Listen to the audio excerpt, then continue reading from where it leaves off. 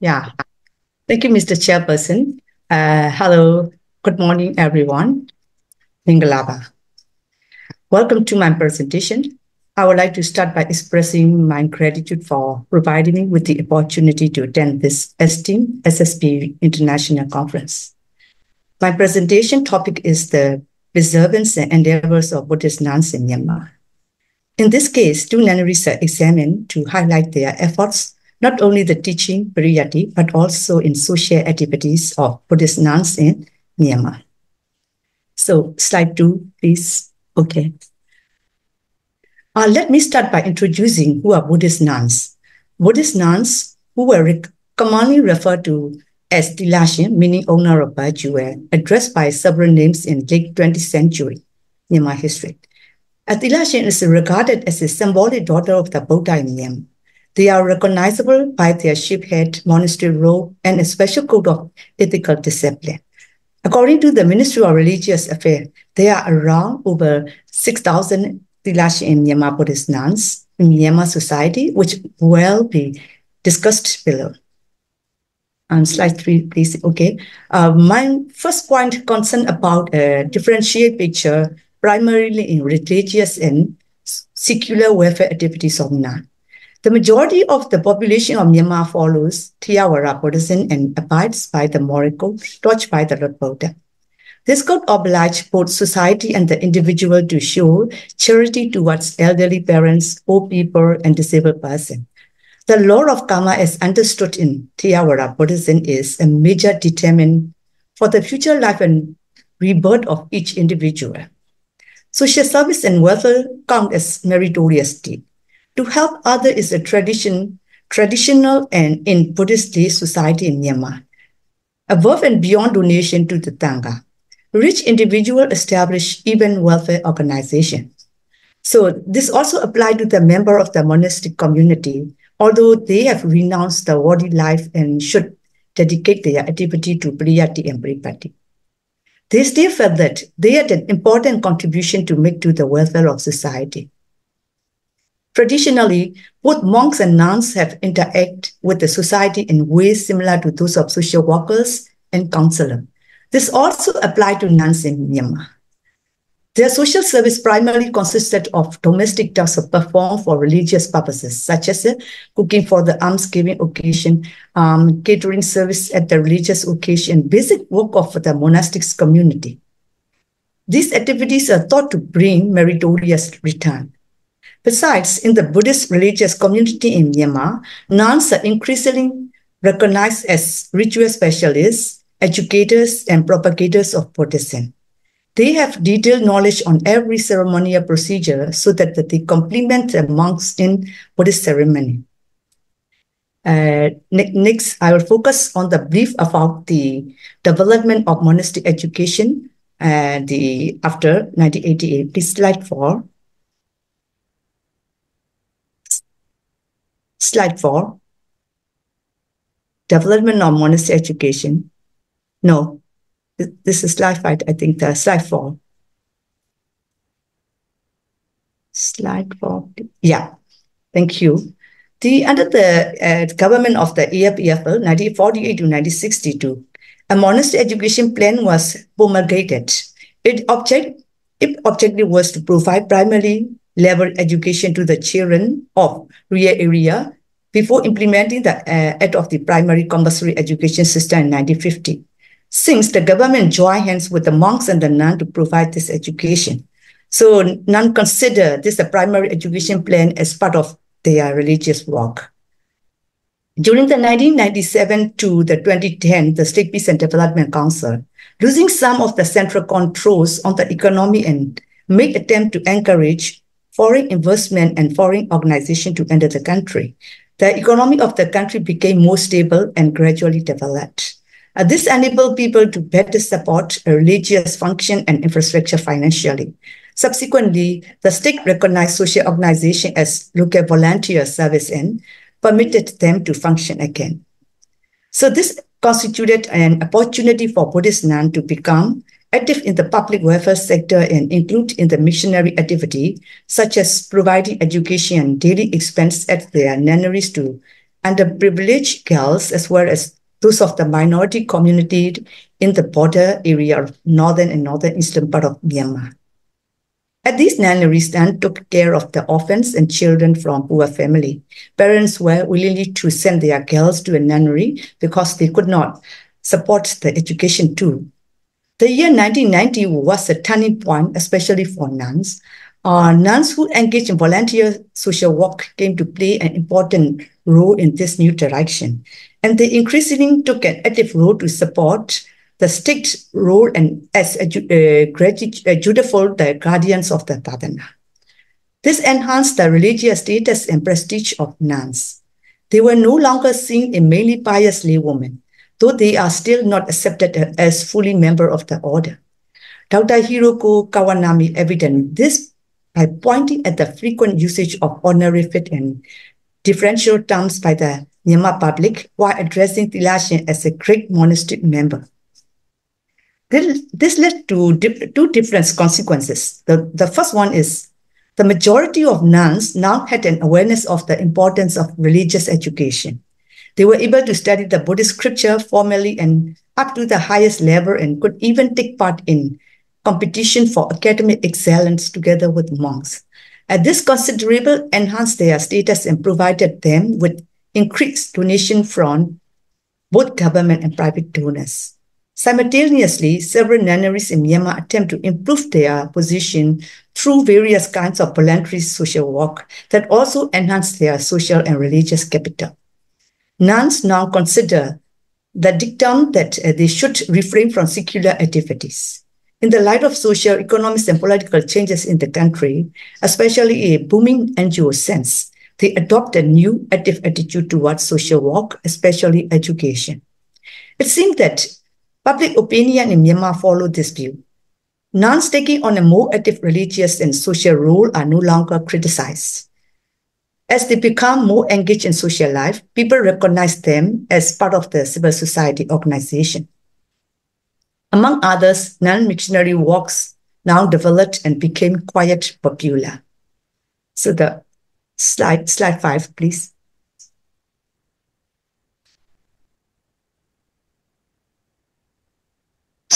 Yeah. And then I will go to the highlight, the Medoria Tukitayama Nyao Nunnery, famous as Tonyana Sari Satendai. To illustrate the changes I have pointed out, I now describe two different types of nunnery and nunnery school, respectively in a bit more detail. In this paper, I would like to discuss the outstanding example in the Tonyana Sari Nyao Angjao. As far as I understand, someone is presenting about the Tonyana Sari Endeavour in Myanmar section so the audience can learn more facts from her paper. Thank you. The Tamidodia Nunnery is founded in 1947 by the late Tonyana Sari, until today a highly reverend nun. The nunnery is with its 45 branches countrywide, one of the most prestigious schools for nuns in Myanmar. Its reputation for both Pariyati and Pripati attracts even nuns from other countries like Nepal, Vietnam, and Germany. At the moment, nearly 300 Tilashans are living permanently there to conduct their study, which include Buddhist literature, Pali, Vidima, and the scriptures. Around 50 of them are attending the course to become Dhammasami, which is currently the highest education title Tilashan can gain. This course takes around 3 years and allow the graduate to teach in other nunneries. So there are only nun scholars at this school, which is administered by an executive committee of 50 members under the leadership of the Dosayawati. This nunnery provides inspiration for girls from all over Myanmar to study Buddhist teaching from a young age. So let me share with the foundation of the Tonyana Sari nunneries. During the Japanese occupation in the Second World War, Tonyana Sari attempted to open a nunnery at Yangon to carry out a propagation of religion. Uchimao donated the 1.6 acre of land, which is situated on Jondor Road, Sanjiao Township, in April 1948. When the construction of the nunnery was about to finish in 1949, Tonyana Sari moved to the present place. Initially, food supply and drilling places were not as convenient in Yangon like in Myanmar, because they are native of Dhammasami. But Dhammasami was not disappointed and steadfastly attempted to propagate Buddha Dharana and continued to give Pariyatti literature to nuns. Shortly after independence, Prime Minister Unu learned about the nunnery and visited it in person. Unu donated the 3-story brick building to Dhammasami Nunnery in 1962. In addition to her religious activity, Dhammasami intended to open a Western dispensary. Ledona Upu and Dosoji donated the building, the requisite tools, equipment, and medicines. So Dhammasami could open both the traditional dispensary and a Western dispensary in the same year on the campus for students nuns. Although Dhammasami died in 1976, the dispensary continued to function under the administration of the head nuns. The dispensary was closed temporarily in 1962, but was allowed to reopen in 1983 with unpaid assistant doctors. Dental treatment has also been provided since the days of Dhammasami to the present day. So we assume that the nunnery not only provided education, but also helped their disciples to maintain their health. So slide 6, please. I'm going to talk about the Shunminzu nunneries. The Shunminzu nunnery school in Yangon that has been taking part in social work in 1993 is a typical example of a combined religious secular type of school. The school is contributing significantly to the growth of civil society in Myanmar, which is undergoing a process of opening and reform that began in 2010. In this period, the school has provided a public venue for Myanmar people to meet and participate in religious activity and even to discuss social affairs in a safe environment. Thus, the school helped to create a public sphere free from government control. Since its founding, Shunminzu Nunnery has functioned as a center for education, boarding, and fulfilling the needs of young girls from the remote area and orphans. Among the many nunnery schools that provide education in Myanmar, the Shunminzu Nunnery is one of the most successful ones. The founder is descendant of Dhammasami, but the nunnery is running on different lines and provides different activities in her Dhammadodia Nunnery. Shunminzu Nunnery School was founded by head nun Dosanda Devi in 1993. In 2003, head nun Uttara Nyani took over the responsibility of this school. It is situated in Takeda Township, Yangon region. The aim of the school is to provide free education, meals, and accommodation to orphans and helpless young girls from remote places in Myanmar and China and Thai border area. Most of the students studying at the schools are from Shan state, including Shin, Palau, Pa'o, Shan, and Pama. Shunminzu Nunnery School opened with the aim of nurturing and educating the youngest of poor families and orphans. The vision of the school is to raise children who can build their life to become highly developed and will become the bright star of the country. To be able to implement and achieve this objective, the school provides education to the students up to primary and middle school levels. The school educates not only the students who stay in the boarding school, but also day students who live near the school are also poor and all the orphanage. The number of the students has increased year by year. This is because the Shunminzu School provides education free of charge. Moreover, it provides the students with exercise book, pencil, and the textbook. It assists with whatever the students need. It encourages and organizes parents whose children are working to earn money because of poverty to let the children to study at the school. Moreover, teachers teach extra time with the intention of not only to enable people to pass examination, but also to be good and able students. Moreover, the school is conveniently located for the students' food and boarding. The curriculum and syllabus from kindergarten to the 4th grade is the same as the government scheme. The school takes the responsibility of the question setting and the issuing exam results from kindergarten to the 4th grade. The Shunminzu School gives students not only the formal education, but also religious knowledge. 60 hours of reading, writing, and training in critical thinking are taught by the teacher in the school. The healthcare group gives a lecture on health education to both teachers and the students, together with the providing nutritious food once a month. The library groups conduct courses on library science to the teachers from Shimizu School, and the group donated books for the school library. This group also holds a storytelling competition and debate once a year so that students can acquire the ability of the preparedness and the confidence. The 3 teachers from the Gitame music group give painting training, drama training, and the music training. Moreover, with the support given by the other NGOs, such as the Myanmar Medical Association and the Pinyata Sound, the students' education and health condition have been developed and teachers' quality have been upgraded. So the nunnery school has more financial burden than monastery school, for they cannot get as much donation as monastic school. Funds for the Shimizu schools are raised in many ways, by collecting donor by nuns and foreign local and foreign well-wishers. Still, the most crucial changes faced by this school is an inadequate fund. Although the abbess nun, head mistress, and teachers try to make efforts to help educate helpless girls and orphans, but the nunnery is trying to overcome this trouble and has kept its high standard and retain the public appreciation. So please, slide 7, I would like to expand the part of the discussion and the conclusion. The monastery community has always been pivotal for the socio-religious life and the basic education of the Buddhist population, operating through a network of monks, nuns, and lay supporters. Improving nuns' knowledge in scriptural education can enhance their social and religious capital. The improved religious and social standing of nuns in Myanmar has helped to empower women in Myanmar in general, guided by the work of Doña Nasari Nunnery and the Shimizu Nunnery School.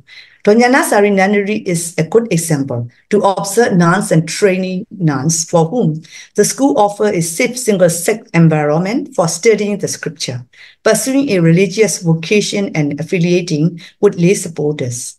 Furthermore, their spiritual standing and so also financial and social supports has been enhanced by the reputation, growth, and financial success of the nunneries. This nunnery has grown and become a role model for Buddhist nun in Myanmar. We can assume the achievement of the nunnery as well as our success in life had a powerful influence on the social work of nuns. Therefore, the disciples of the Doña Nasari set up their own nunneries in their place of residence after they have finished their respective education level and degrees. They follow the steps of their pioneer Doña Nasari in their activities. This situation can create perfect condition for her disciple and they can do missionary work, including social work. Already, the situation is such that the more achievements nuns gain in social work, the higher their position in society turned out to be in return. There was an incentive to engage in social welfare to a large extent after 1990. Nunneries established after 1990 have become well known among the people for the social service they provide. So, therefore, the Shimizu Nunnery is an example of this. It has operated as a school that takes care not only of education, but also of boarding and other needs of orphans and young girls from remote areas. Therefore, we could say nuns' work broadened from teaching the scripture to women and girls from the stricter for society in the 19th century to include basic social welfare for the poor. That is the most crucial change in the profile of nuns and their tasks in the present. By studying this development, we may claim that the development of these two nunnery schools show also an increased mutual understanding and respect between nuns, the state, and the people. Thank you for your attention.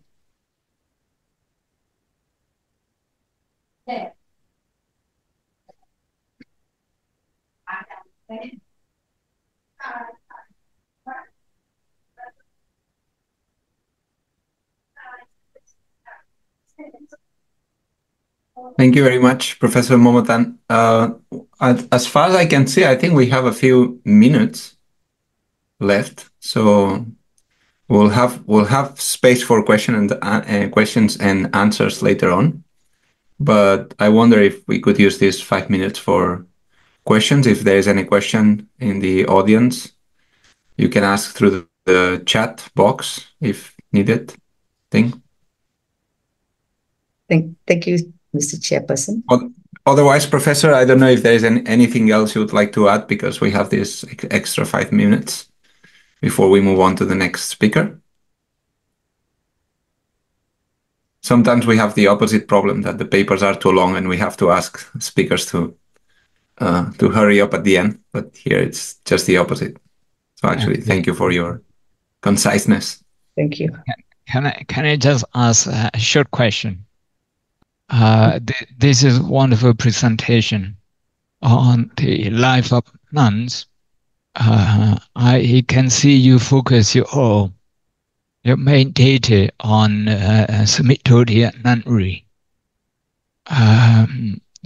These days, we also have quite a few nationally recognized or even internationally recognized meditation teachers among the nuns. Can you say something about them? As far as I understand, as far as I know, in the Paripatti, the meditation side, there's some nuns that they're recognized by the government, but they're not the preaching, but the individual preach and individually they give a guideline to their nunneries. Yeah, but then it is recognized by officially by the government, who these nuns or the head of the nuns or these some famous nuns are allowed to preach the Pratipatti. Like the meditation, the method or other. But in as far as I know, in the power of Doya and in the retreat and the some other nunneries. So these nuns are guided to their how to weigh their Pratipatti ways, so that they can guide clearly to their disciple and clearly to support to their the audience. Thank you very much. Any more questions in the room or online? Yes. You have another question, it seems. Yes. Can you hear me, Doctor? We can hear you. Yeah, we can't see you, but we can hear you. Yes. Yes, my name is Venerable Kandichara. Dr. Alex, I'm one of your students. Oh, yes. I couldn't see you. Okay. Very good, Bante. Yes. And Syama, thank you for your wonderful presentation. It is a very good one. And I have learned about nuns a lot from your presentation. And I have two questions for you. The first one is, as we have seen right today in Myanmar, so I think mostly for the boy, right? Not all. They don't how to say that, they don't pay respect too much to the nun. So like some people, they don't even like worship the nun. They thought that they are higher than the nun. So and if we compare the monastery and nunnery, so the people who support the monastery is more than the people who support the nunnery. So this is from my experience. I seen that. And the second, the first question: how do we like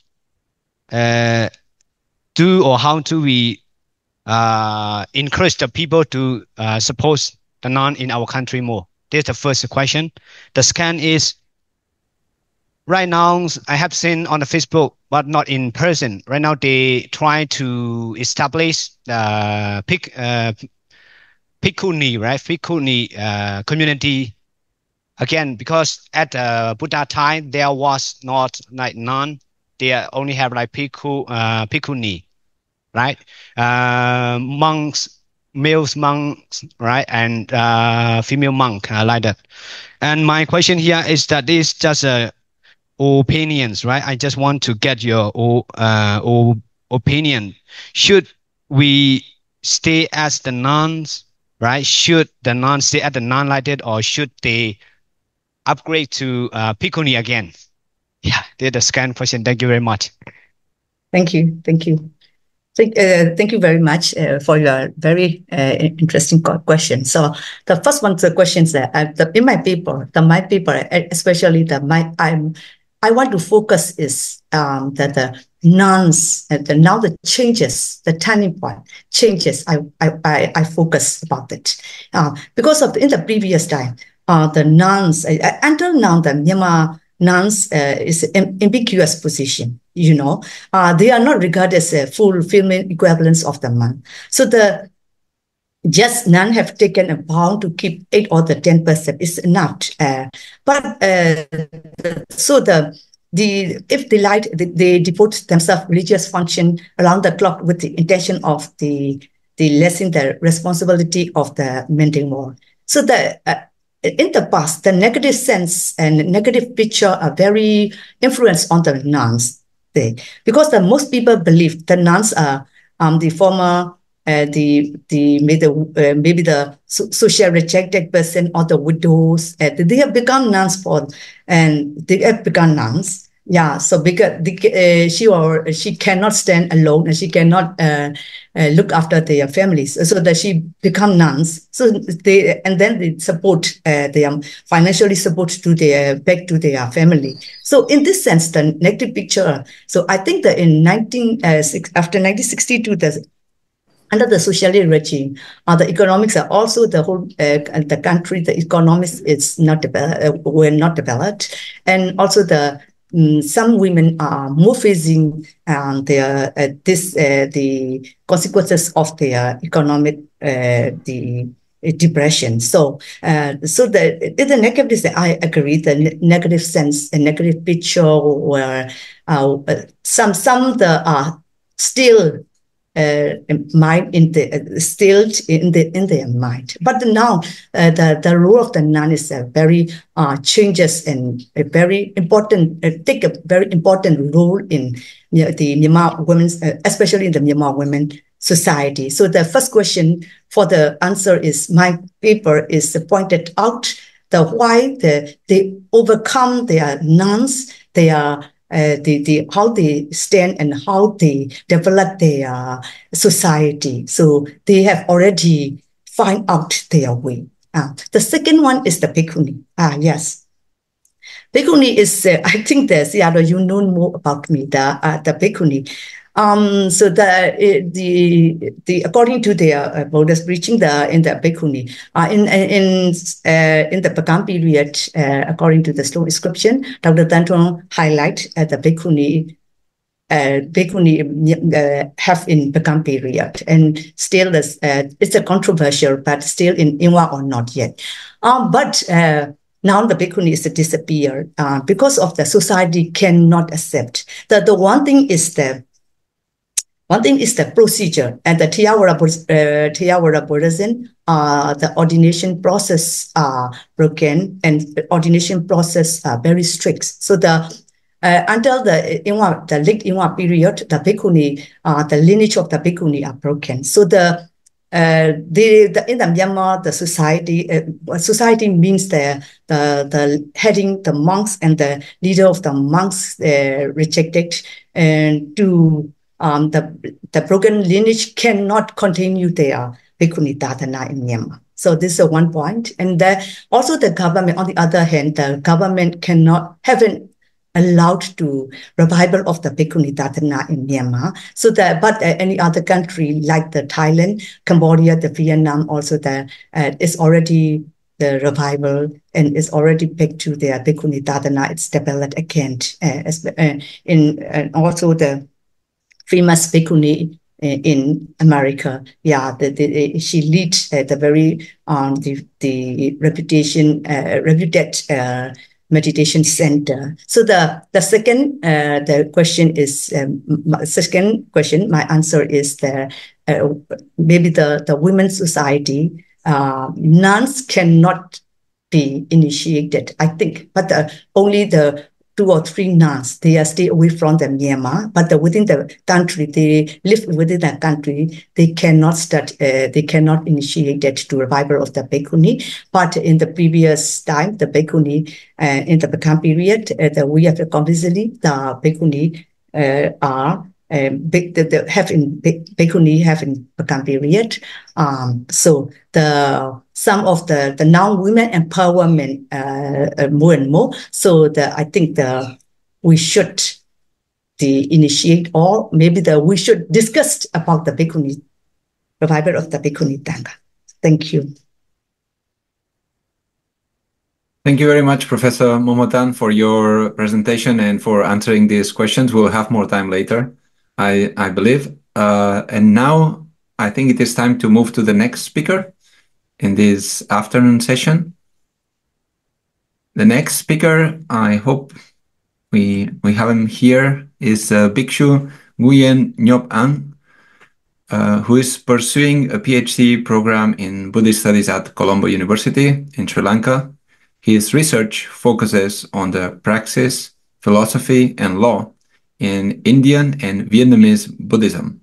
His publications include numerous books and articles dedicated to various aspects of Indian Buddhism and its interaction with Vietnamese Buddhism. He was a former teacher at Quang Nam Buddhist School in Vietnam and the former vice president of the Vietnamese Buddhist Association in Marseille, France. Besides his religious activity, he regularly teaches Buddhist meditation. So, Venerable, the floor is yours whenever you would like to start your presentation. Thank you very much. Thank you very much for Mr. Chai. So, thank you for having me here, and I'm honored to be present my Bible in this session and grateful to be invited. And Namo Buddhaya, Namo Dhammaya, Namo Sanghaya. So today my topic is about multiple fight, one heart of Thầy Thích Minh Châu.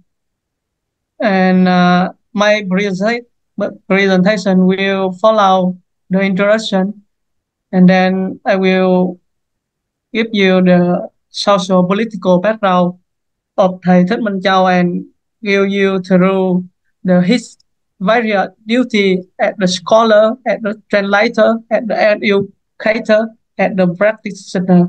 And then based on that, I will give the conclusion.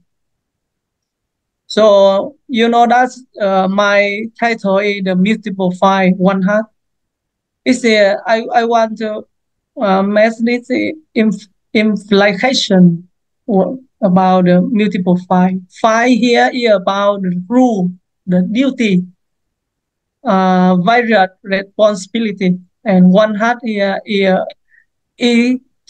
ethicism, and the Thai is the Vietnamese word for the teacher or the master. And based on that, I try to discover what is the contribution of Thầy Thích Minh Châu have made, and to attend to analyze how and why the Thầy Minh Châu have played many important roles. So to understand that, we need to understand the social political background of his life, because you know at the time of his lifetime, 1918 up to 2012. So during this time, it's a very difficult time as Vietnam.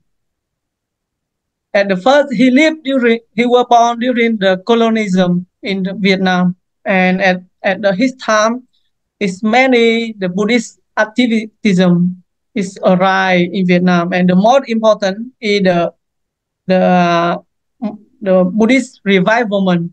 They call it Phong trào Chấn Hưng, and at this movement, they established many Buddhist association and magazine to try to spread or dissemination the Buddha Dhamma throughout the Vietnam. And you see in the map, the Vietnam during the colonialism is divided to many parts. So his were born in Quảng Nam, is in the central part of Vietnam. At that time, it's called An now. So I move into and after that, the Vietnam is about the board of colonialism. And later on, they have a Vietnam War. During the Vietnam War, he have a very important contribution. He established the VIII University. He also a founder and the first rector of that university. Later on, we have a reunification, and then we have a very difficult time, the subsidy period, almost 10 years, more than 10 years. And then we have a renovation period. This is a time of the Vietnam development. And then we have a time for the Buddhist globalization. So by sit on that, you will have a general picture about the social political at the time Thầy Minh Châu have in his life. So by sit on that, he lived in the context of colonialism, and then both colonialism and the Vietnam War. And he was born in the very traditional family, have a very deep roots with the Vietnam belief, Buddhist belief, and the national spiritual. At the same time, he research, a sweet research of the Buddhist revival movement, because he learned the Buddhism from that period time.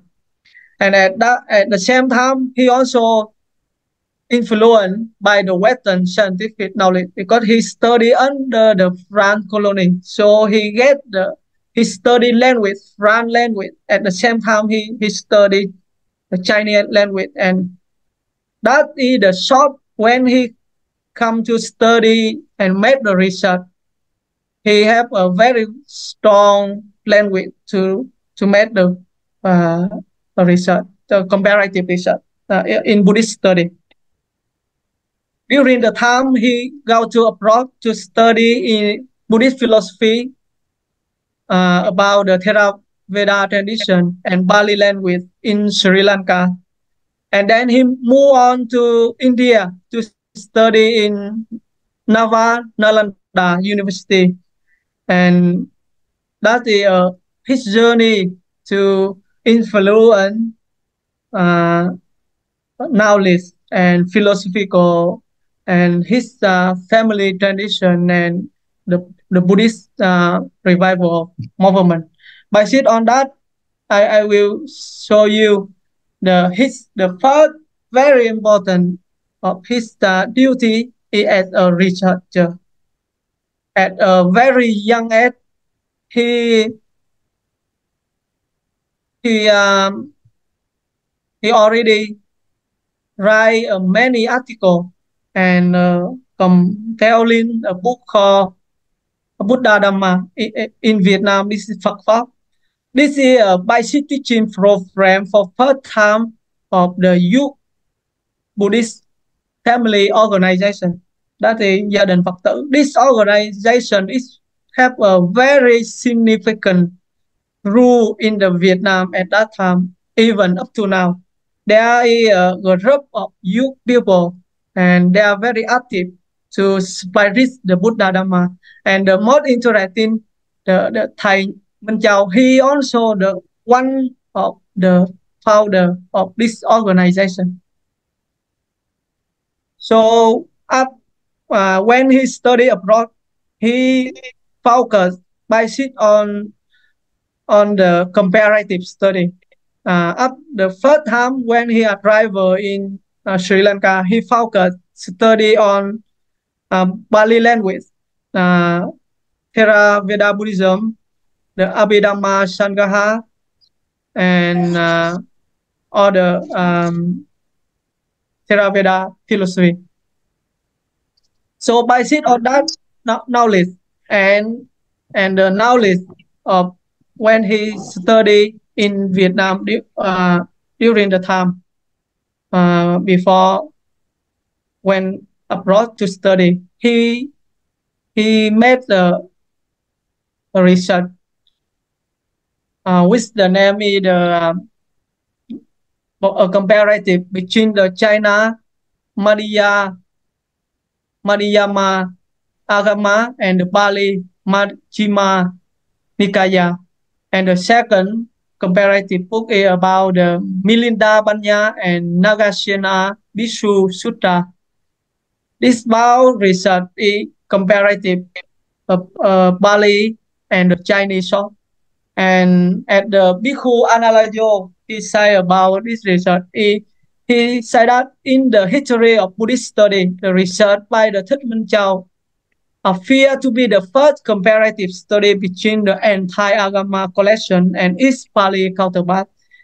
So that emphasized the very important contribution of Thầy Thích Minh Châu in the at the scholar. And the interestingly, you know, he also have the interpretive, the comparative research part for the Bhikkhu Buddhi. And Bhikkhu Buddhi also said that, you know, Thích Minh Châu groundbreaking work have become a stand reference in scholarly circle and continue to be an inspiration for those who interacting in this field. And in addition, he also studied about on the pilgrim of Shan and Shan to the Buddhist side. These are two books you see he have published during the time of his study. And he also attended many important conference and give a speech in the academic cycle. And that is a very, very important contribution for the academic cycle. And the last one, he published more than 21 Vietnamese book. And in his book, he discussed many different subjects and the Buddhist philosophy, ethics, Buddhist life, Buddha life, the liberation, the happiness, and the peace, etc. You know, as the scholar of Buddhism, he have a very deep insight and intellectual contribution for the Buddhist study. So I move on to second important. His role is as the translator. He bring the Pali canon to the Vietnam audience. You know, his Vietnamese translation of entire Bali Sutta Pitaka opened up the opportunity to accept the profound teaching of the Buddha. And by sit on that, you see, this is a whole translation of in the picture. This made him in 1966, the Mahachulalongkorn Raja Vidyalaya University awarded him the honorary doctor of Buddhist study for his merit of translating the Banja Nikaya into the Vietnamese. At the same time, he also translated the Bali Abhidhamma Sangaha and the Bali grammar to the Vietnamese language to teach and to train the Buddhist follower.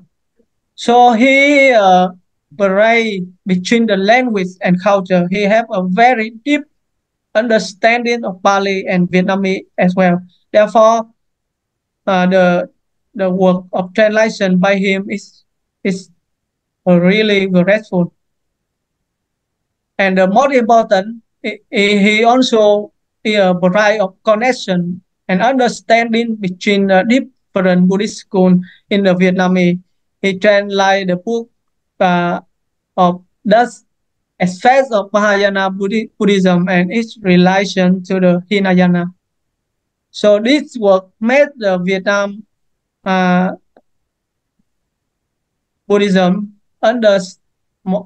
more about different Buddhist schools related with Mahayana, between the Mahayana and Hinayana. So at the third one, he as the educator, he's sharing the future of generation of Buddhists. That is the great contribution of his life.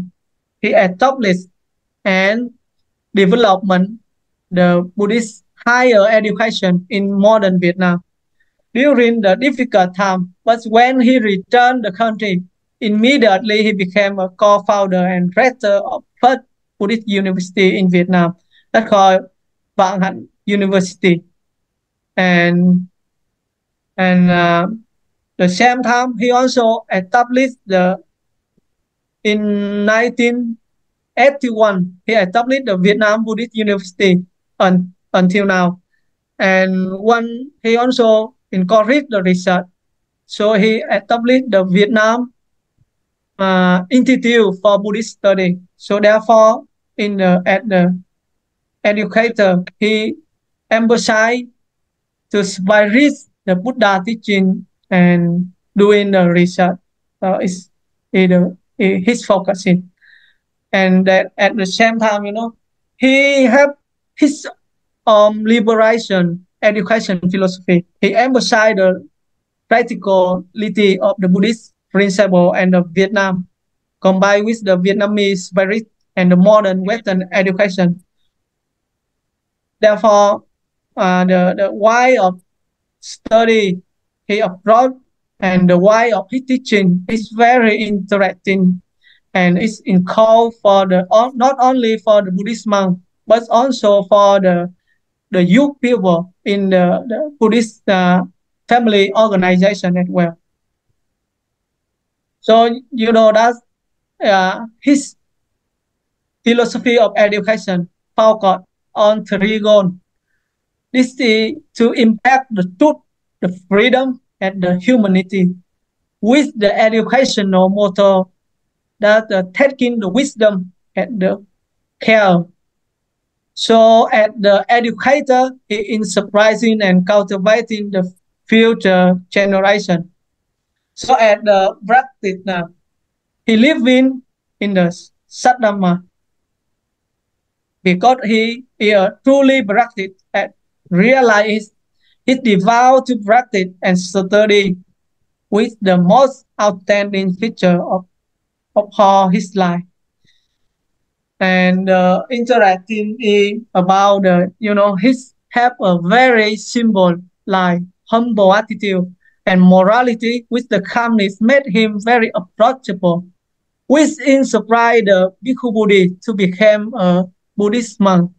And you know that the Bhikkhu Bodhi wrote the article, and he said that at the first moment he saw the Buddhist monk, who is Thầy Minh Châu, and he was filled with the joy and the happiness. He was transfixed. He felt transported to another dimension of being. You see, this is the wonder of how the Thầy Thích Minh Châu have given at the practitioner. It's in Baidris for the Bhikkhu Bodhi to become the Buddhist monk. And that he passed on his compassion to many people, became a united inspiration to those who surround him. And as the consequently, he received many disciples to become a monk and train them to be many Thailand monks. and he really lived in embodiment of the Buddha Dhamma. He acquired contribution, knowledge, and served humanity with the compassion at two sides of the one heart. So I come to my conclusion is, he have many contributions as the scholar, as the translator, as the educator, as the practitioner. At the same time, he is a symbol of harmony, combining academics and practicing the Buddha teaching. He also contributed to the revival and the modernization of the Buddhism in Vietnam. And as the living symbol of practice in the Bodhisattva in the modern life.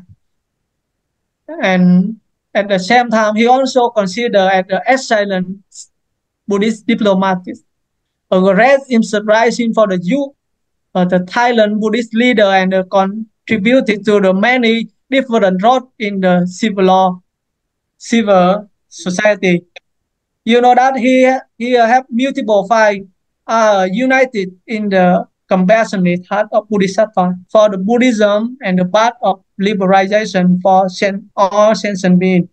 So that, and this is a reference. And thank you for your time. Thank you so much. Thank you very much, Venerable, for this most fascinating presentation on the figure of Ming Chao. Now, because the time is pressing, I think before any questions and answers, we will move to the next speaker, that is Dr. Sayadaw. He's already here, I can see. So I'm going to briefly introduce our next speaker, Dr. Sayadaw.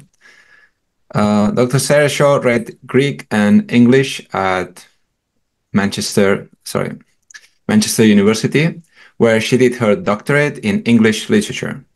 She studied Pali and Sanskrit at the University of Oxford and now teaches there. She's a fellow of the Oxford Center for Buddhist Studies, a member of the Faculty of Asian and Middle Eastern Studies, and a member of the Wolfson College. She has written several books and articles on Buddhist meditation, Jataka stories, and Buddhist narrative. Her most recent book is The Art of Listening, a guide to the early teachings of the Buddha, published by Shambhala in 2021. She has 3 children and lives in Oxfordshire and Scotland. Sarah is a long-standing practitioner and teacher of breathing mindfulness with the Samatha Trust tradition in the UK. So, Dr. Sayadaw, the floor is yours. Thank you very much for joining us. Thank you, Elias, Dr. Falkes, and greetings, Venerables, from the UK. I'm speaking on what makes a good teacher, the Buddha's advice on how to teach meditation and how it worked in the 20th century. Amongst the many striking features of the sutta accounts of the Buddha's early teaching on meditation is how he teaches. His pedagogic method is varied, creative, and carefully tailored to the individual. I was struck by this working on a collection of material for an anthology I did years ago. But sutta literature gives us little explicit guidance on how to teach meditation. There is one text in the Anguttara Nikaya, AN 3182, where the Venerable Ananda sees the Venerable Udayan teaching a group of lay people. He sits with the Buddha, who tells him it's not easy to teach Dhamma to others. He tells Ananda to arouse 5 things before he teaches. The teacher should bear in mind that they will give a talk in stages, anupubhakata, that it will be appropriate to the situation, that it will be founded in compassion, that it will not be for material gain, and that it will not disparage oneself or others. We can see these 5 elements in examples. I cannot consider each element in detail. But if we bring the sutta approach of question and dialogue to mind, we can see these operating in the Buddha's discourses on meditation. The Buddha does not try to teach the stubborn Megha and Udana, for instance.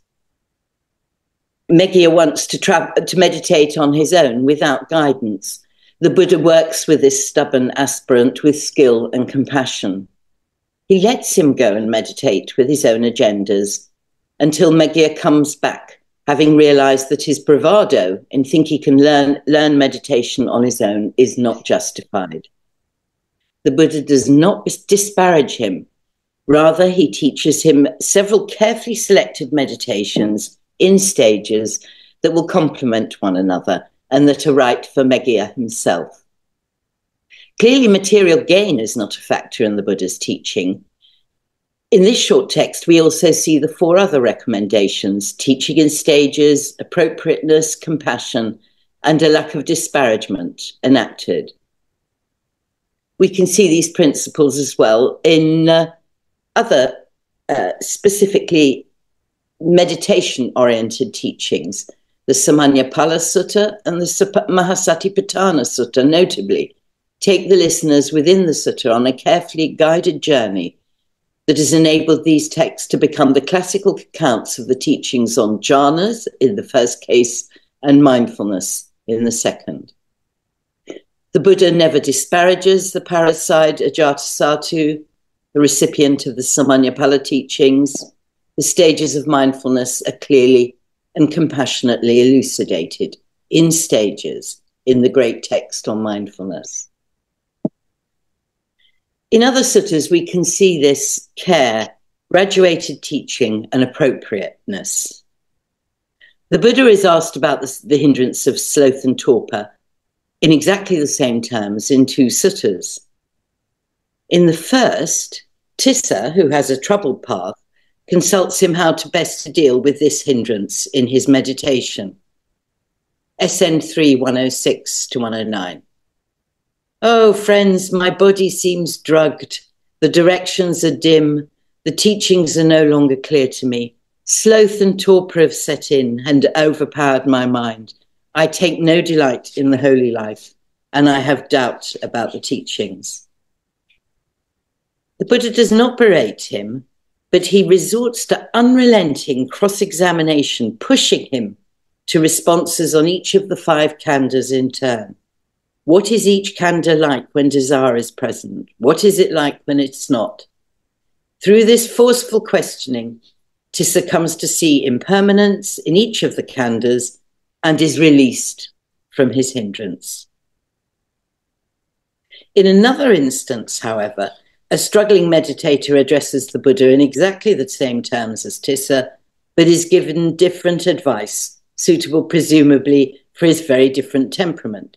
He's told to guard the sense doors, practice moderation in eating, be vigilant, alert to skillful dhammas, and develop the factors of enlightenment. Anguttara Nikaya 369. Both meditators attain arahatship, but through very different teaching methods. We find this care throughout the canon. If we just take the example of the recollection of death, Maranasati, we can see that it's taught with urgency to a group of monks in one case. The layman Mahanama, however, is told he should not worry about thoughts of death. He is heading for a heaven realm, for his rigorous adherence to principles of morality and dharma. In this paper, I hope to demonstrate through a few examples how 20th century meditation teachers with differing approaches show consideration to creative pedagogy and that it is still a factor in the transmission of meditative knowledge. So I'm going to look at 3 teachers from 3 very different lineages. The first is the forest tradition of northeast Thailand. And as people here know, it was started in the late 19th century in response to a perceived neglect of traditional canonical styles of meditation and monastic life. And it stresses the meditative path and an ascetic, homeless endeavour in pursuit of salvation. It has no formal founding father, but Ajahn Sao Kantasilo, 1859 to 1942, is considered by most the pioneer teacher in this return to forest styles. Ajahn Sao left no meditation manual. His few talks were largely unrecorded. He rarely gave formal teachings, and he preferred silence and the occasional pertinent statement as a means of training. He was strict in his veneer, asking his fellow monks to rise at 3 and went to bed at 10. He taught mindfulness of breathing, often with the syllables bu and do as an anchor for the mind, following Buddha's series recommendations to practice Buddhanussati, the recollection of the Buddha.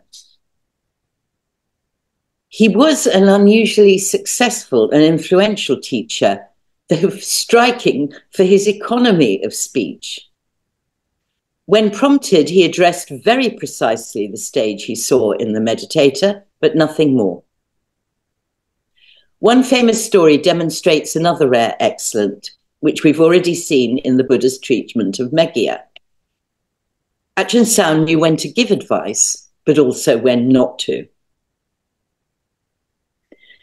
Ajahn Tanio describes Ajahn Sao's handling of a senior monk who had come to learn with him. Sao gave him the meditation object of the Buddha repetition. The meditator asks for more information, but is told simply to do it and to come back when he's done so. There were no long drawn-out explanations. The monk does this, and his mind becomes very calm and then very bright. He sends his attention outwards to spirits, ghosts, forests, people, and numerous visions and different planes of being. He goes excitedly to Ajahn Sao, who gives an immediate response. This is not right. For the mind to go seeing and knowing outside isn't right. You have to make it know inside. And the monk asks how he does this, and Ajahn Sao answers, when the mind is in a bright state like that, when it has forgotten its repetition and is sitting simply sitting empty and still, look for the breath. If the sensation of the breath appears, focus on that as the object, and then simply keep track of it, following it inward until the mind becomes even calmer and brighter. The monk followed the instructions and settled down to Upachara Samadhi, approach concentration. He eventually got results. The breath becomes more refined, ultimately to the point where it disappeared. His sensation of having a body also disappeared, leaving just the state in which the mind was sitting absolutely still, a state of awareness, standing out clear with no sense of going forward or back, no sense of where the mind was. All there was mind, all on its own. He returns to Sao.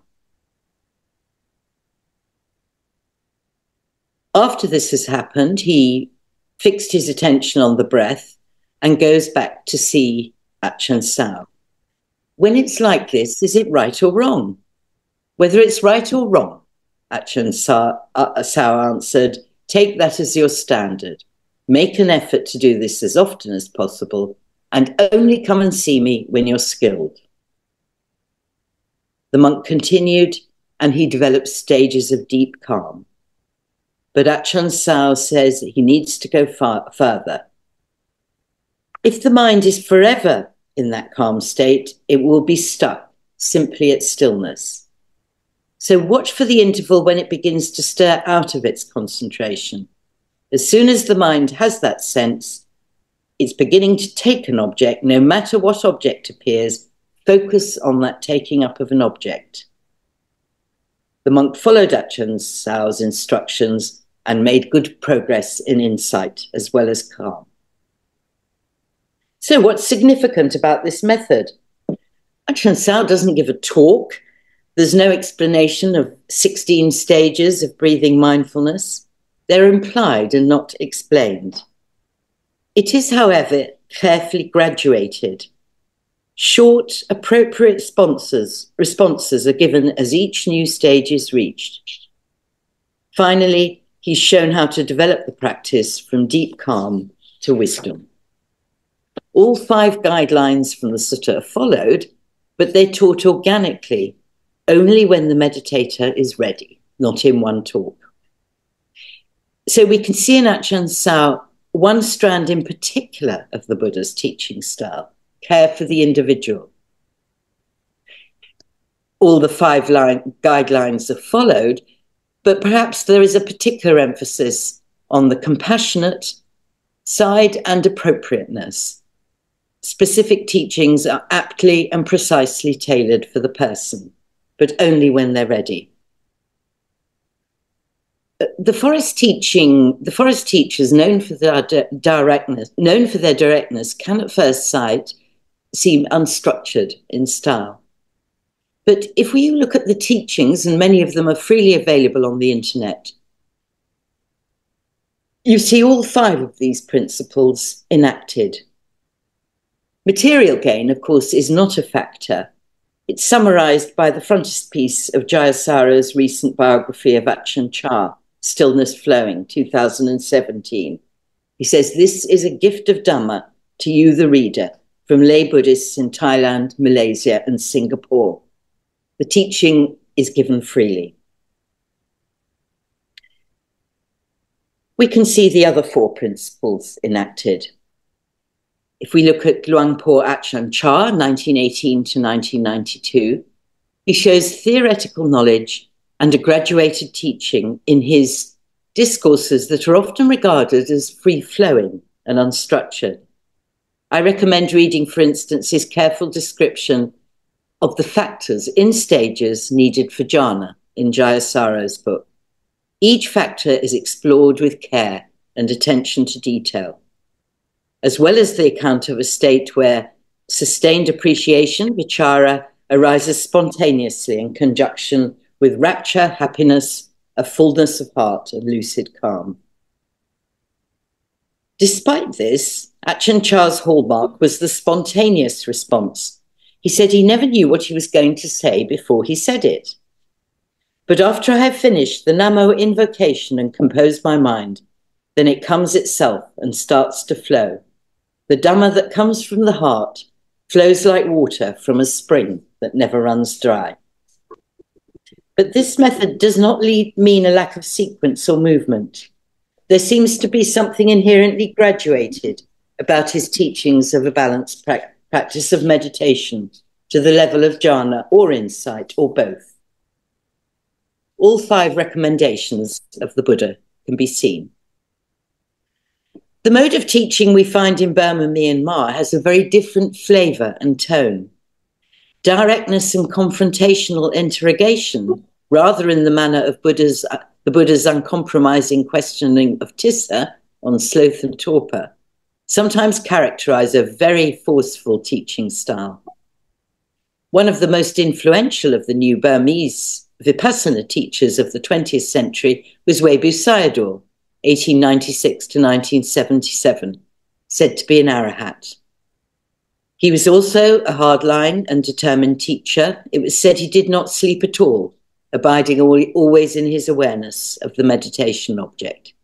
He spent most of his life in the woods, caves, and temples of Sagaing, but he did visit Rangoon and southern Myanmar. His discourses are available on the internet. These show how, although Webu also taught meditation on the breath, he rarely mentions calm, seeing it as arising in time as a possible byproduct of insight, but not an aspiration. Webu Sayadaw took no prisoners in his urgency to teach a direct path to awakening. His core practice was an innovative form of breathing mindfulness, a shortcut to the goal of arahatship. We find the sutta on breathing mindfulness embedded in his basic teachings, with a primary focus on the area in the nostrils where the air comes in and out of the body. A common and perhaps possibly particularly Burmese reading of arousing mindfulness in front of the face or mouth that we find in the suttas. He taught with eloquence and force, using rigorous challenges to impress the practicality of the new Burmese insight approaches. In him, we start to see the somewhat ascetic style, characteristic of many subsequent 20th century Vipassana teachers. So here's some of his teaching, just to give you an example of a very different flavor. When he speaks of the breath, he says, the entities touching a matter and the entity knowing the touch is mind. So do not go around asking others about mind and matter. Observe your breathing and you'll find out about them for yourselves. When the air comes in, it will touch. When the air goes out, it will touch. If you know this touch continuously, then lopa, dosa, and moha do not have the opportunity to arise. Greed, hate, and delusion. The fires of these defilements subside. You cannot know the touch of air before it occurs. After it's gone, you cannot know it anymore. Only when the air moves in and out can you feel the sensation of touch. When we feel the touch of air, we know there is only mind and matter. We know for ourselves there is no I, no other people, no man and woman, and we realize for ourselves that what the Buddha said is true. We do not need to ask others. While we know the in-breath and out-breath, there is no I or self. We thus know how to distinguish between mind and matter. We have attained to the analytical knowledge of mind and matter, nama rupa paricheda jnana. He constantly employed really tough question and answer interchanges, which seemed designed to shock meditators from complacency. He insisted there was no excuse for a lack of meditation, even if you're a busy layperson. He had an abrasively challenging style, characteristic of some insight teachers, and heavily dependent on unrelenting cross-questioning, and so he drove his teachings home. For instance, he asked one layperson whether they can be aware of their breath now at the tip of the nose. If so, why not at all times? His repeated confrontations provoke insight. There is no chance for hindrances to arise, and as he says, the creation of the I will be seen. He concludes, make a strong effort, keep your attention there. Webu shows a different style, a strand of the Buddha's teaching style, of a kind we've already seen in that sutta about Tissa, as the Buddha takes him to realization of no self. Here, it is deployed with apparently highly successful effect. So a dry Vipassana meditation is taught, in this case, through uncompromising question and challenge. The third example is provided by the nun Ayakima, 1923 to 1997.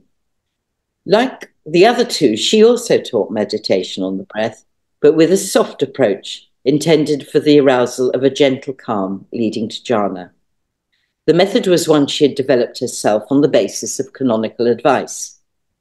She often taught the 16 stages of breathing mindfulness formally, stressing their propensity to arouse calm and the stages of jhana.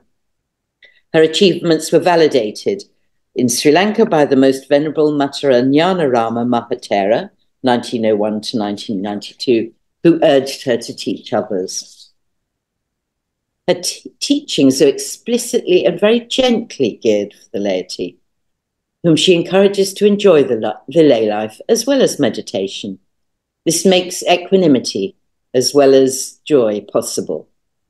If one acts constantly on sense desires, she said, one becomes dependent on outside sources, but needs to find joy and happiness inside, not outside. We carry the inner joy within, she said. She notes that monastic life also needs to cultivate inner joy so that it does not become drudgery, as without that, the inner life cannot work. Her methods are very kindly, soft. Her pupil, Lee Bracington, says she was like a grandmother, yet very firm. She insists on having private discussions with all meditators, and she taught breathing mindfulness to jhana, often formally using all stages of the breathing mindfulness sutta.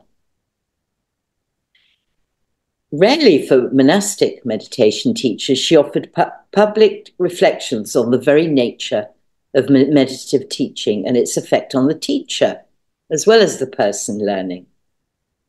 She saw teaching meditation as a purificatory path in itself. She says it demands vigilance. Constant mindfulness is needed to ensure one's own ego does not get in the way. There's nobody teaching, she says in one of her videos. If you do not watch that position, you're in trouble. She points out that one either grows or deteriorates. Nothing stands still in the universe. As a teacher, you have that responsibility to yourself and to everybody who has contact with you. So these three quite different teachers all show one thing, a great sense of responsibility. In this paper, I've been able to show only a short summary of their different styles of teaching in quite different settings. Their pedagogic methods appear to be deeply influenced by the style and goal of the practice itself, the level of attainment of the person involved, and the context in which the practice is learnt.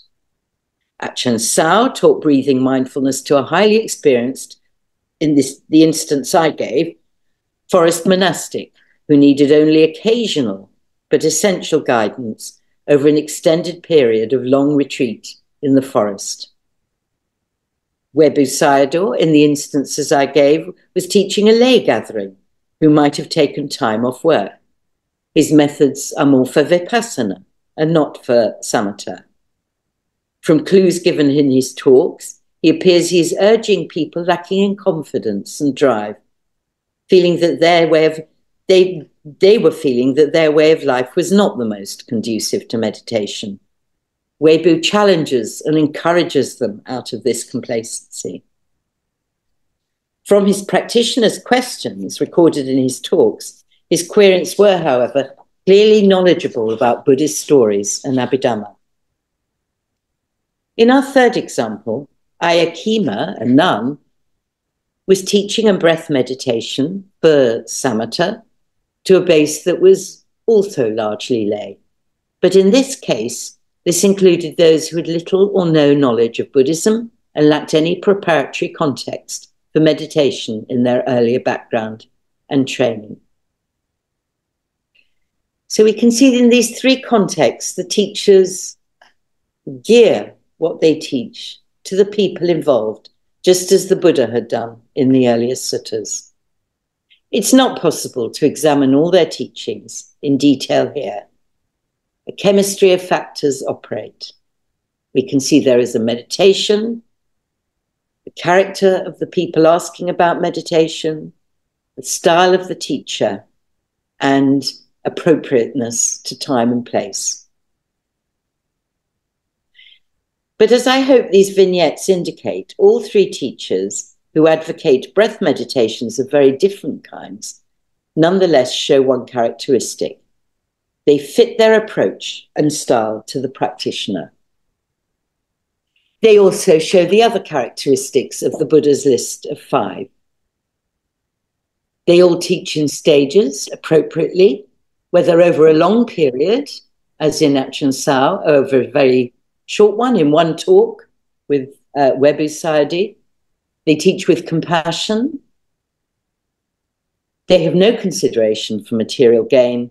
And despite some strong remonstrance on 1 or 2 occasions, none ever disparage themselves or other people, and they don't disparage their audiences. So all 5 recommendations we saw in the beginning that were taught by the Buddha are followed. I have seen our revered friend and mentor, Ajahn Dhammasami, teach children, Western Buddhist chaplains, and meditators at every level. He too follows these 5 guidelines. He speaks with compassion.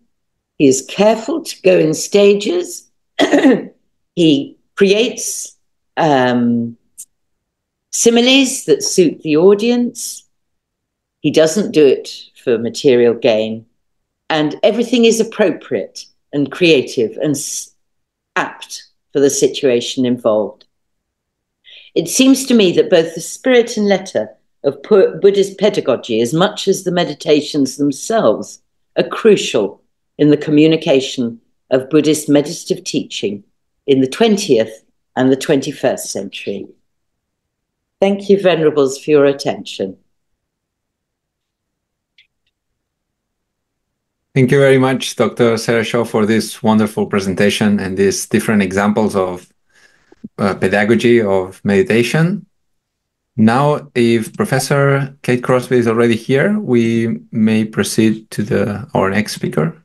Yeah, I see her in the room. So I'm going to briefly introduce Professor Kate Crosby. After reading Sanskrit with Pali at St. Hugh's College, Oxford, from 1986 to 89, Kate Crosby took up the Michael Foster's Memorial Scholarship at the University of Hamburg and the Commonwealth Scholarship at the University of Kelaniya in Sri Lanka, also completing periods of traditional Sanskrit study in Pune and Varanasi. She returned to Oxford to complete her DPhil on medieval Sri Lankan Pali literature in 1999. She combines textual research on Sanskrit, Pali, and Pali vernacular literature with fieldwork in mainland Southeast Asia and Sri Lanka. In addition to editions and translations, her publications cover the history, ethics, and practices of Theravada Buddhism. Recent areas of research include how political context shape responses to colonialism and pre-modern meditation, in particular, its relationship to the mathematics, grammar, obstetrics, and chemistry of its day. She has taught widely on the religions, history, and literature of the Indian subcontinent and Southeast Asian mainland, with appointments between 1994 and 2022 at the universities of Edinburgh, Lancaster, Cardiff, School of Oriental and African Studies in London, King's College, London, as well as visiting posts in Cambodia, Canada, Taiwan, and Korea. At Oxford, she holds the Numata Chair in Buddhist Studies, teaching Buddhist Studies, Pali, and Buddhist Sanskrit. So now, Professor Kate Crosby, welcome to the panel, and the floor is yours. Thank you. Thank you so much, Alice, and thank you, everybody. Thank you for this invitation, and homage to everyone gathered here and all the amazing organisers who've made this such a very smooth conference. And also, happy birthday, and I'd like to express my appreciation to Professor Venerable Kamai Dhammasami, who is now quite an old friend, and I really think that the choice of the theme for this conference is very appropriate. He really has been a pioneer in many ways, and I really appreciate what Sarah said as well about how he adapts his teachings to so many different people, and it's no surprise how popular he is in so many different countries. And I also thought that in the keynote, some of the points that Dr. Jor brought up about the diplomacy required to manage so many different audiences was very astute, and I really appreciate that in Venerable Dhammasami. Okay, so the conference about pioneers, and I happened, when I was asked to contribute, to be looking at two women whose names have kind of disappeared. There's been a little bit of a comeback recently, and I'll talk about that. But I want to talk about these two women who are perhaps behind two very, very famous pioneers. So I'll just begin by sorry about the very bright colours. That's to wake me up. If nobody else needs waking up, I do. So the first, let's just check your general knowledge. If I put up, if I can work out how. this picture. Everybody, I think, may have a fair idea of who that is. Yep. And then we have a look. Yes, you're right. Anagarika Dharmapala. So the person famous for establishing the Mahabodhi Society to regain the Buddhist sites in India back into Buddhist hands, who established the first Buddhist temple in Europe, the London Buddhist Vihara, now in Chiswick. And in many other ways, he was the representative of Theravada Buddhism at the World Parliament of Religions, and he was the first Buddhist teacher at Greenacre, which I'll come back to. So very famous. If I were to put this picture up, not so many people, in fact, maybe only one or two in the room would recognize who this is. And this is Mary Foster of Honolulu in Hawaii. And she, I just want to talk about what Anagarika Dharmapala achieved and then what her role in that was. So she is still being celebrated in her native Hawaii, although not so well known, because I have been able to ask a few people from Hawaii recently. So this was last year. There was a concert in the Foster Botanical Gardens. So in Honolulu, there are botanical gardens, and they were actually the back garden, the garden of Mary Foster when she was married. When her husband died, relatively young, she stopped going there. But until that time, she'd created these amazing gardens with lots of different samples from different places. And the reason there's an association with the Buddha, a Japanese Buddha here, so the copy of the Buddha Kamakura, this is because she also gave the land for this building and donated half the money. This is the earliest Japanese temple, the earliest Buddhist temple in Hawaii. And you can see it combines a mixture of kind of Indian colonial and Japanese architecture. And it was one of the reasons she funded it was her interest in Buddhism, which I'll come to. But it was also because from one of the islands in Japan where there had been a rebellion, a failed rebellion against the west-leaning, so Japanese government. So the failed rebellion, from that island, many people were invited by the previous king of Hawaii to come and move to Hawaii. So Hawaiians regard themselves as being related to people in Japan.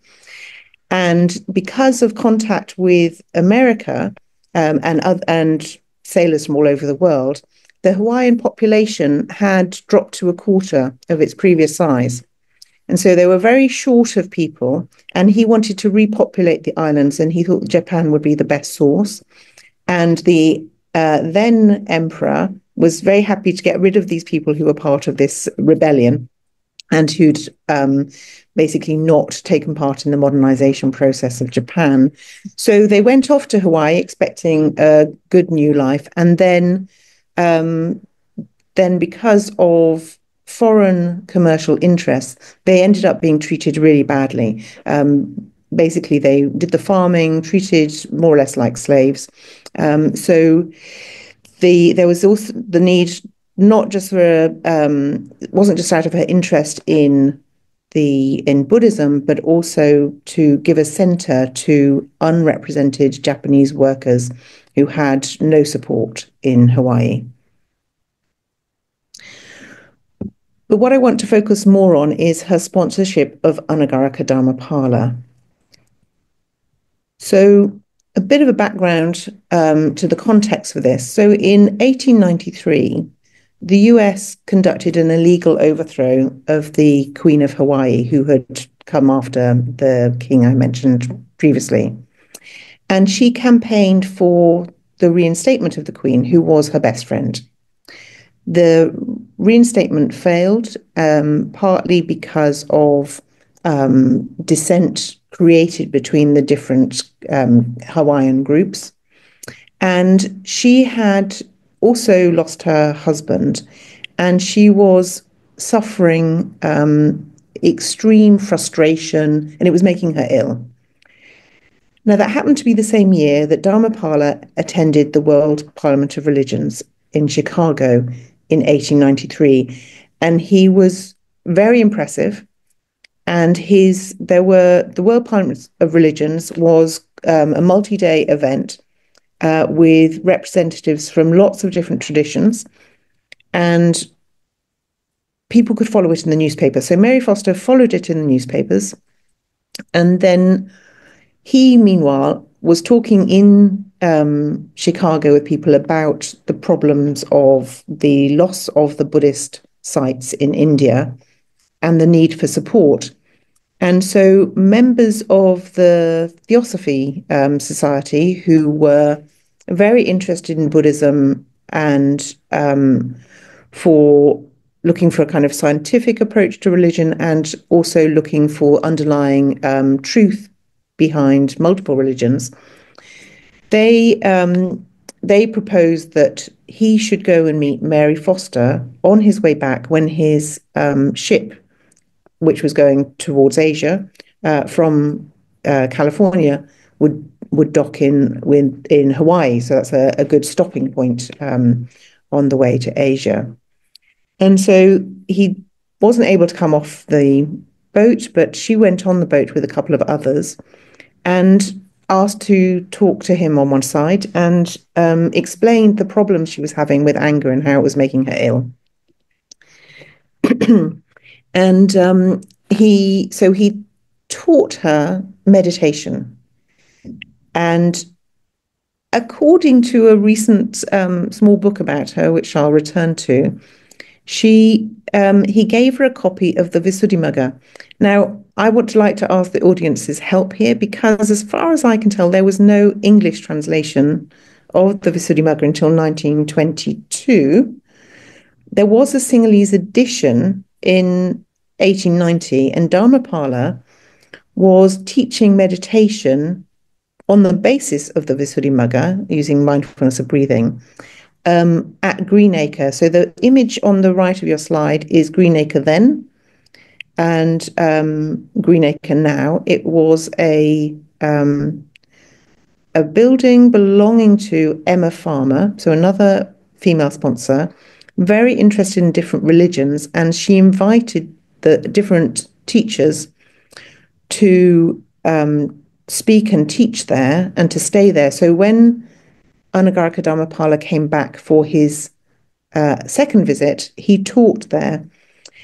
It didn't become a Buddhist center. He wasn't successful in that sense, because the person who was most successful was the leader of the Baha'i movement, who apparently did not complain about colonialism, but took a more positive approach of saying we are all one global family.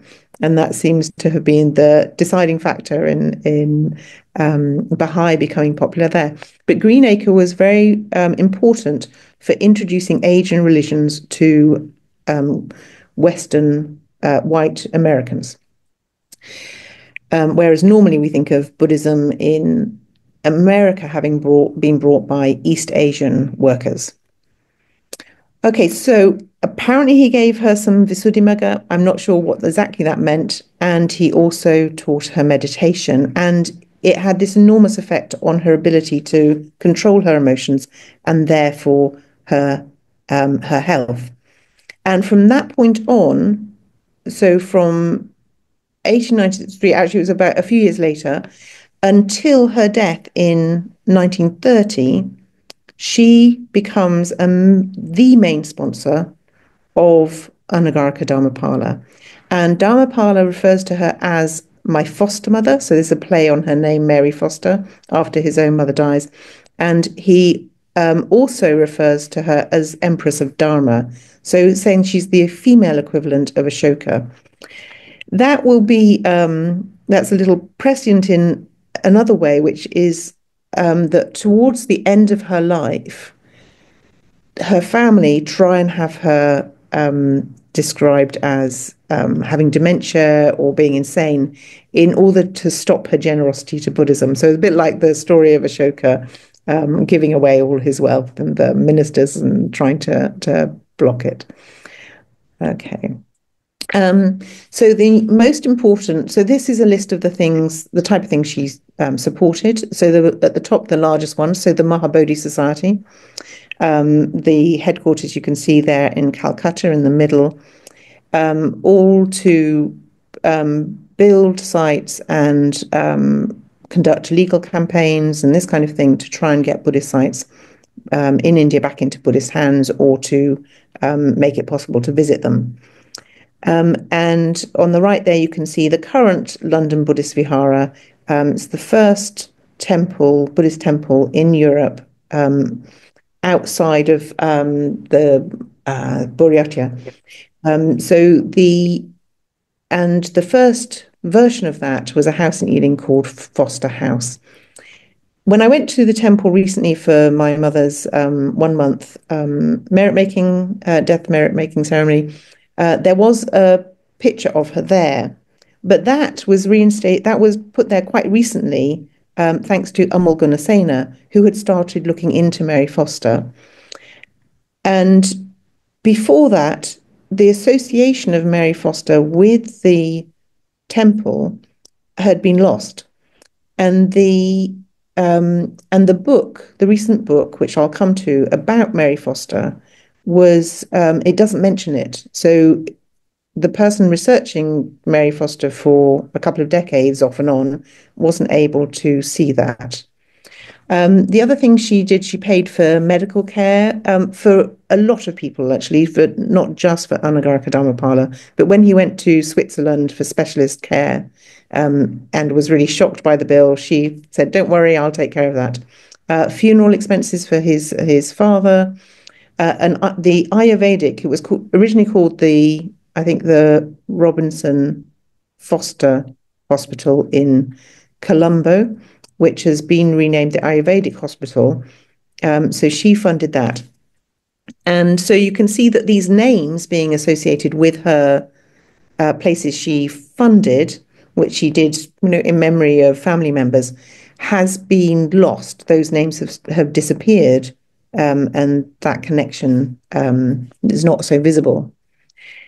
Amal Gunasena has gone through the Sinhalese diaries of Anagarika Dharmapala and totted up his records, which were very detailed, of the donations she sent, and worked out that it's the equivalent to at least $10 million today. So really, and he often would say, only she is funding him. Now, Anagarika Dharmapala was a bit tricky to get on with sometimes, and so a lot of his requests for funding did fail. And I do have a bit of a suspicion that the reason that she and he continued to get on so well was in part because apparently she never traveled to Asia herself. So the meetings were restricted to the few visits that he made to America and to letters.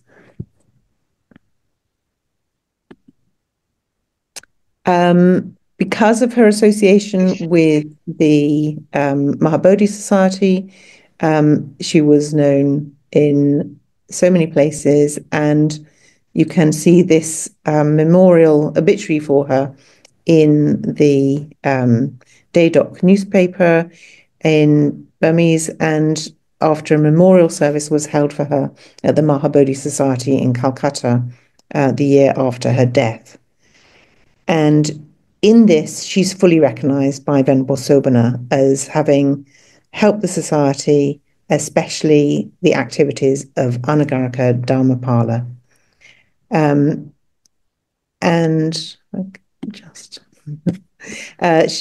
Venerable Sobana laments, every Buddhist feels sorrow and pity that a female donor, Dayakar, of the Sasana passed away. Although people in Asia are adopting the Western culture these days, the Westerners have spent so much money and effort to support the Buddhist culture. So very appreciative of her contribution. Okay, so that was Mary Foster behind the Panagarika Dhammapala. Now I want to turn to this character. So in this audience, I'm not sure how many people will have heard of him, but if I were talking to a group of American Buddhists or to Western Tibetan Buddhists, they would certainly have heard of Chogyam Trungpa. The picture on the left is him of a young monk, and the picture on the right is a picture of what he became and perhaps what he is most famous for. So he began as a Tibetan refugee, and he ended up as one of the most famous and influential teachers of Tibetan Buddhism, or his particular version of it in America. And I'm just going to run through his life story now. How am I doing? So he escapes Tibet and he attends the young Lama training at Dalhousie in India. And then in 1963, he goes to St. Antony's in Oxford on a Spalding scholarship. So the picture you can see is of Trungpa and another young monk who went with him called Arkon Rinpoche. Now, Trungpa is a little bit spoiled there. He's on a Spalding Trust scholarship, but Arkon has to make money by being a cleaner at Churchill Hospital. And these are high incarnate lamas, and he's quoted as saying, "It's quite hard being on the throne one day and cleaning toilets another."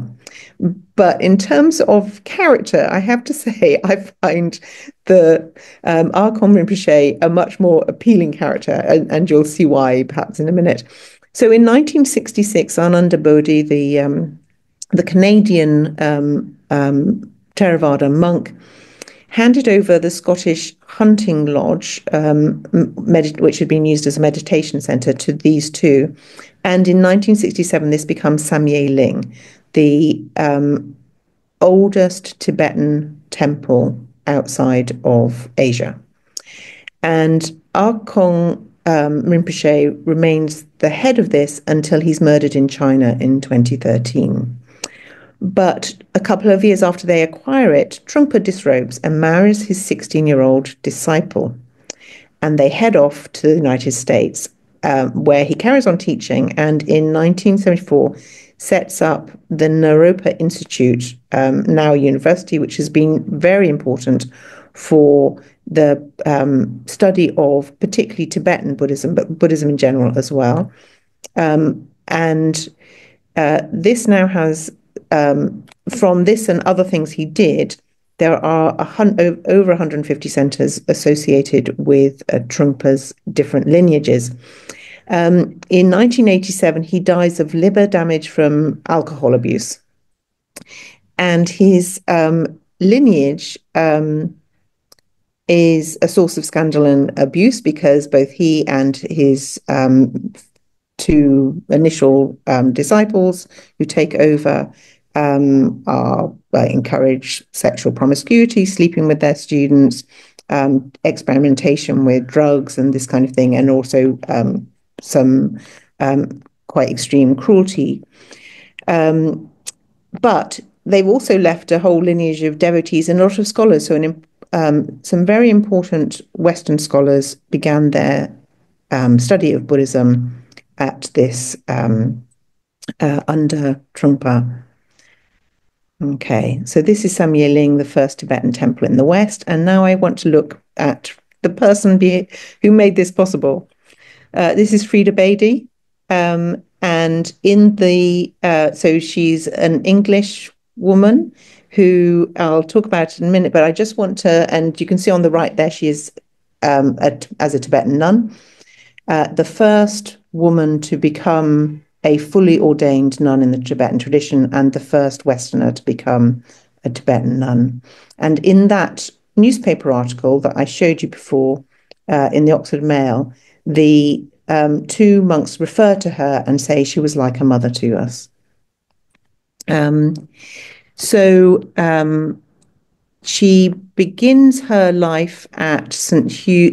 She begins her studies at St. Hugh's College in Oxford and meets Gandhi when he visits there. And she marries a fellow student who's a Sikh from India, and she's punished by the college for doing this. And they head off to India and they fight for independence, and she's imprisoned, and she forms close friendships with other freedom fighters such as Gandhi and Nehru. In 1953, she visits Burma as the UNESCO representative of India and learns meditation from U Titla, who we heard about yesterday. And of course, he has excellent English, so that's why she's learning from him. And in 1959, her good friend and the now head of India asks for help with the Tibetan refugees fleeing occupied Tibet. And she helps Arkong and Trungpa Rinpoche, who live with her and train in English. And they help her then with the school she sets up in 1961. And it's she who in 1963 finds the funding to send Arkong and Trungpa Rinpoche to Oxford. She also begins building the first Tibetan nunnery in India, and then she ordains as the first Western Tibetan nun. And lots of the Tibetans around call her mummy and equate her with the Tara, the Bodhisattva of compassion. Okay, so we've seen how important these two women were behind Anagarika Dharmapala and these two very important Tibetan Rinpoches who introduced Tibetan Buddhism to the West. So why were they written out of history? They share some common features, so they're both very independent and resolute, and they both challenge the establishment in different ways. Mary Foster trying to protect Hawaiian rights, and Frida Bedi by campaigning for Indian independence and marrying a Sikh at a time when this would have been very disapproved of. And they also acted in ways to enable those they helped rather than draw attention to themselves. So they weren't seeking to establish some kind of legacy. Mary Foster is mixed race. She's part Hawaiian, part English. And Frida Bedi has a mixed race marriage. And in both cases, the family are not completely supportive of what they do. So in Mary Foster's case, the family is very jealous of donations and tried to block them, retrospectively claiming she had dementia. So they tampered with her death certificate. And then Frida Bedi's case, you can see the family's response to her ordination, which shows this sense of the family owning how a woman lives her life. And also, as she's English, she doesn't fit with the category of an Indian nationalist. So she's not really celebrated as other key Indian nationalist leaders were. And in both cases, I feel like the emphasis of the narrative about these important events in the spread of Buddhism are on the monks, particularly at the monks, or in Anagarika Dharmapala's place, a kind of quasi-monk. And in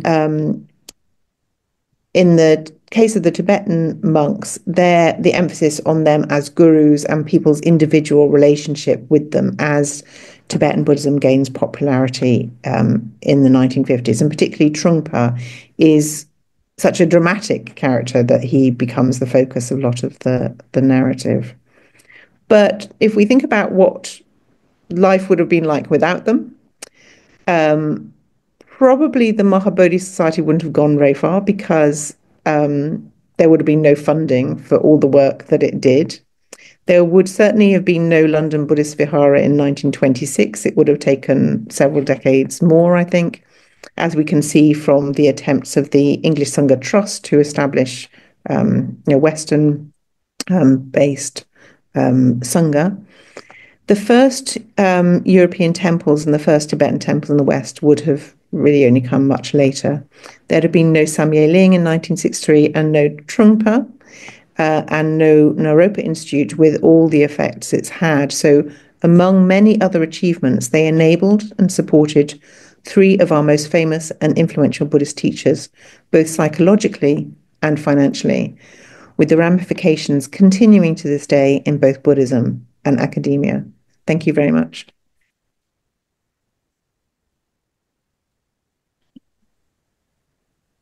Thank you so very much, Professor Kate Crosby, for this important contribution to the modern history of Buddhism. Characters and persons that are lesser known, but nevertheless so crucial. So now, because we don't have much time, we won't have time for question and answer. I'm going to hand the microphone to the MC, that is Venerable Sumana, because I think that's going to be the end of our panel.